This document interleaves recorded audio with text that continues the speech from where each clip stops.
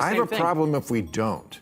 Yeah. Like, just because Trump thought of it, I'm not against it. Something that would stop the increasing number of rogue missiles that are in this world from maybe coming over here and incinerating me. Yeah, mark me down as a pro for that. I'm pro having... Now, can we do it? I don't know. And the ballroom? I don't give a shit. I really don't give a shit. I was reading, it shows you like how the media is. Everything is always on one side or the other. When he's first mentioned it, it was like all about, oh my God, he's desecrating the White House. Then I finally read, oh, well, you know, they've done to the White House before. It's just a building. Bill Maher and Bill O'Reilly just dropped a truth bomb about why deep blue states are suddenly starting to turn red. And it's nothing short of shocking. Honestly, I never thought I'd live to see the day this happened. But here we are, and it looks like that day has finally arrived. Listen closely as these two seasoned political heavyweights break down exactly how Donald Trump is winning over even the most hardcore liberals who once swore they'd never shift an inch. Let's dive in. Wants to build a new missile defense system called the Golden Dome. Ah, yes, I read about this. That could cost hundreds of billions of dollars. Is that a good use of money? Well, I mean, look, he's building, he wants to build an arch on the mall. You know, he's building a place he can dance at the White House and do the YMCA. He's going to do that there. And he wants to build a dome. I mean, you got to protect the dance hall. True. By the way, I'm very excited. I'm very excited. You know, when the Democrats take the White House in 28, when we have the ballroom, you know, the Pride Month in February is gonna be great in that ballroom. So, you see how the Democrats are reacting to Trump's decision to build a ballroom inside the White House. To many of them, it's not just a renovation, it's a desecration. They've been quick to frame it as yet another example of Trump turning a historic institution into his personal playground. Jared Moskowitz, a Democrat, even mocked it by saying, "Trump just wants a place to dance the YMCA dance." The remark drew laughter across social media, but Bill Maher wasn't laughing. He fired back with a sharp, cutting response that flipped the joke right back on them. Maher pointed out that the outrage says more about the Democrats' obsession with Trump than it does about the ballroom itself. His reaction perfectly captures the growing frustration among moderates who are tired of the left's reflexive, performative outrage over everything Trump does. And Maher's fiery comeback? Classic Maher, witty, brutal, and completely unfiltered. Media, but Bill Maher wasn't laughing. He fired back with a sharp, cutting response that flipped the joke right back on them. Maher pointed out that the outrage says more about the Democrats' obsession with Trump than it does about the ballroom itself. His reaction perfectly captures the growing frustration among moderates who are tired of the left's reflexive, performative outrage over everything Trump does. Take a listen to Maher's fiery comeback. It's classic Maher, witty, brutal, and completely unfiltered. I have a problem if we don't. Yeah. Like, just because Trump thought of it, I'm not against it. Something that would stop the increasing number of rogue missiles that are in this world from maybe coming over here and incinerating me. Yeah, mark me down as a pro for that. I'm pro having... Now, can we do it? I don't know. You know, I read, you know, he says it'll take 3 years and 180 billion, and they say, well, that's... It's going to take whatever it is. Of course, everything is over scheduled and never comes in on time or on budget. Maher didn't hold back as he blasted the DNC for their knee-jerk opposition to anything that comes from Trump. According to him, Democrats have reached a point where if Trump says rain is wet, they'll claim it's dry simply because he said it. Maher highlighted how the left refuses to acknowledge any good in Trump's ideas, even when those ideas could genuinely benefit the country. He pointed to Trump's proposed Golden Dome, a missile defense system designed to shield the U.S. from foreign attacks. Instead of evaluating it on merit, Maher noted that Democrats instantly dismissed it solely because it carried Trump's name. But Maher wasn't done. In the next clip, he shifted to the so-called ballroom controversy, and things got fiery fast. His response didn't just roast the critics, It exposed how political obsession has blinded many to basic common sense. But that's, to me, a worthy thing. And the ballroom, I don't give. I really don't give. I was reading, it shows you like how the media is. Everything is always on one side or the other. When he's first mentioned it, it was like all about, oh my God, he's desecrating the White House. Then I finally read, oh, well, you know, they've done to the White House before. It's just a building, I think. Also, like, I realized after reading other people, we don't have a place when they have state dinners. They're doing it in a tent. This is America. So do I give it that he's doing this to the White House? I really don't. And here's the interesting part. Those massive event tents at the White House aren't cheap. During Obama's presidency, renting a temporary tent for a major event reportedly cost well over $1 million for just a single night. So it actually makes far more financial sense to build something permanent, like a ballroom that can be used for years without the constant setup, tear down, and rental fees. It's practical, it's elegant, and it ultimately saves taxpayers money.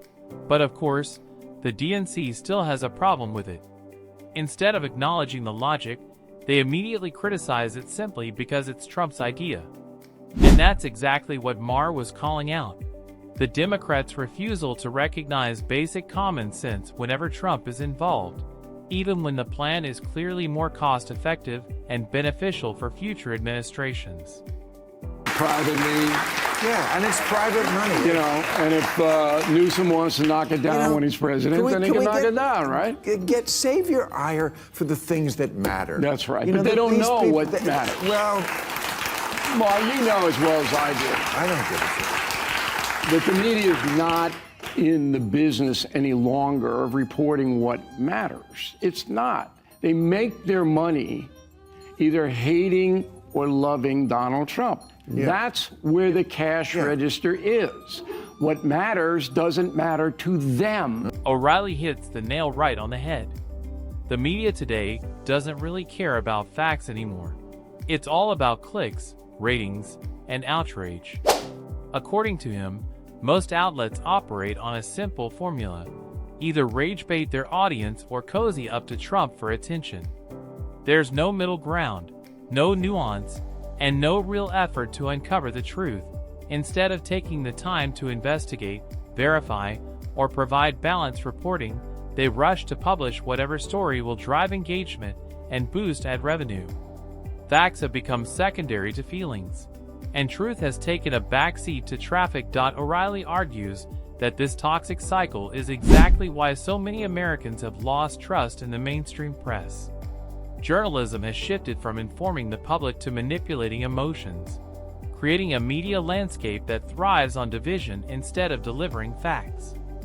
Chinese election will lead more financial organizations to leave New York City for Wall Street South in Florida. Tell me, I've read that term just recently, Wall Street South, Florida. This is Palm your Beach. state. What is that? A lot of Wall Street guys have moved to Palm Beach. It's been happening really since COVID. It's accelerated with increases in taxes.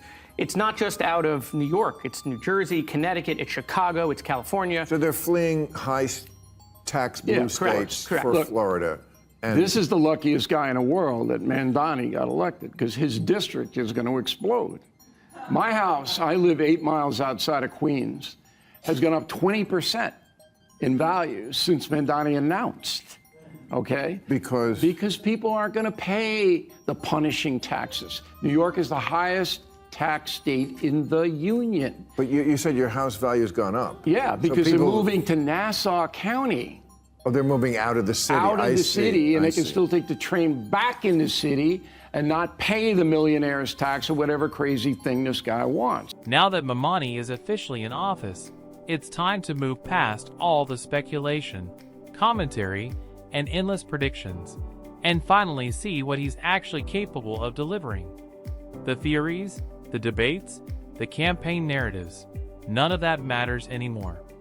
From this point forward, his actions will speak far louder than any promise he made on the trail, and voters will judge him based on results, not rhetoric. If he leans too aggressively into socialist-style policies, he risks alienating moderates, independents, and the growing number of Democrats who are exhausted by ideological extremes. A misstep like that could easily shift political momentum toward Trump and the GOP as election season approaches. But if Mamani plays his cards wisely, governing effectively, focusing on practical solutions, staying aligned with core democratic principles, and earning genuine goodwill from ordinary Americans, then the DNC could enter the 2028 race in a stronger and more unified position. His performance over the coming months won't just shape his own political future, it could redefine the direction, tone, and identity of the Democratic Party itself. Whether he becomes a stabilizing force or ends up as yet another polarizing figure will depend entirely on the choices he makes. One thing is certain. The next chapter of his leadership will reveal whether Mamani is a true unifier or simply another divisive player in an already fractured political landscape. Raise the taxes unless the state okays it, and the state is not going to okay it. So this is just smoke and mirrors. And the younger people voted for him. They don't understand that. They don't know what seizing the means of production is, but Ken Griffin does. He's the big Wall Street titan. He knows what it is, and that's why he's down in Palm Beach. We'll see if they move. I mean, you saw Bill. They're going to move. Well, look, they're already moving. Hold on, Bill Ackman threatened. No, they're not. Hold on. People say they're going to move all the time after elections. They don't do it. Bill Ackman said he was going to move. You know how many people moved out of New York City in the last 3 years? 600,000. O'Reilly says the reason people are fleeing New York is directly tied to Meany's election, and he might be right. If Meany really goes through with his extreme plans, like massive tax hikes, wealth redistribution, and seizing production lines, New York could face a California-style exodus. Rich residents and big companies won't wait around to be punished. They'll move their money, their businesses, and their jobs to states with better taxes and fewer regulations. O'Reilly warns that if this continues, New York's economy could collapse, shrinking the tax base, killing jobs, and pushing the city toward a financial crisis Meany may not be able to fix.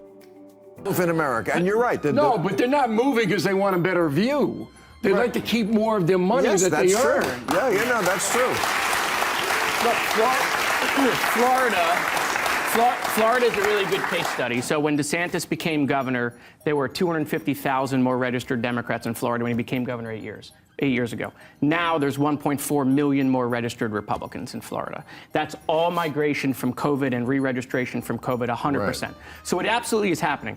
Whether they will abandon New York in droves, I mean, Bill Ackman's a really good example. He said he was going to leave, right? He's been going after Mamdani. He spent a lot of money on him. And then the day Mamdani won, he said, I'm willing to talk and sit down and work with you.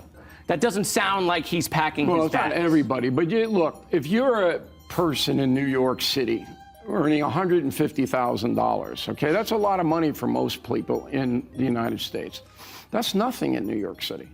$150K doesn't get you very much. Right. It gets you In-N-Out burgers. And that the truth is, things are only going to get worse under Mamani's leadership, especially with the new wave of taxes he's preparing to roll out.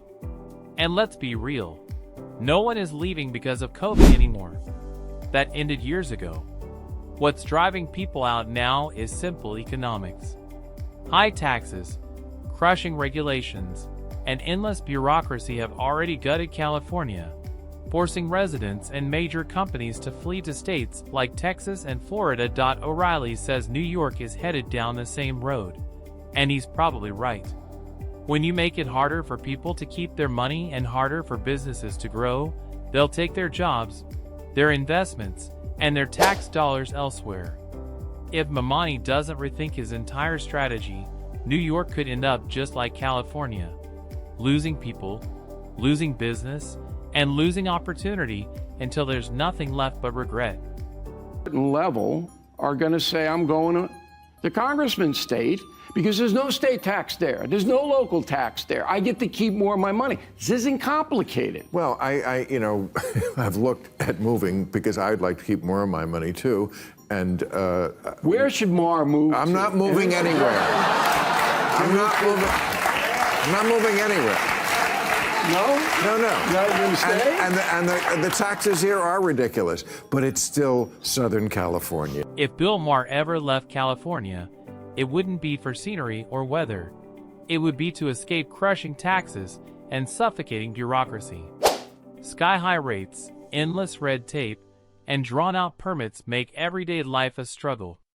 The real question is, which state lets him live and work freely without constant government obstacles? Do you think Vance or Rubio has a better chance at winning in 2028? Well, they got to wrestle the nomination away from Trump, which is probably not going to happen. Well, I mean, who knows? You know, it's a totally different country. What? In 2028 than it is now. Totally different country next year. These nitwits on television, oh, this is a harbinger of the midterms. You know how many things are going to change in the next 12 months? Democrats are going to kill in the midterms for the Is same what? reason they killed this week. Democrats are going to wipe. Depends. It no, depends. no, It no. depends if the prices come down. Well, it's not just the prices. Oh, it's just, that's the big no, one. it's the perception that the people who get into power are always drunk with power. This administration's also just drunk. Ma keeps worrying that Trump won't give up power, but O'Reilly offers a calmer view. It's too early to predict. Politics can shift quickly, public opinion changes, and unexpected events can reshape the landscape. Obsessing over hypotheticals now is premature. Patience and perspective are key.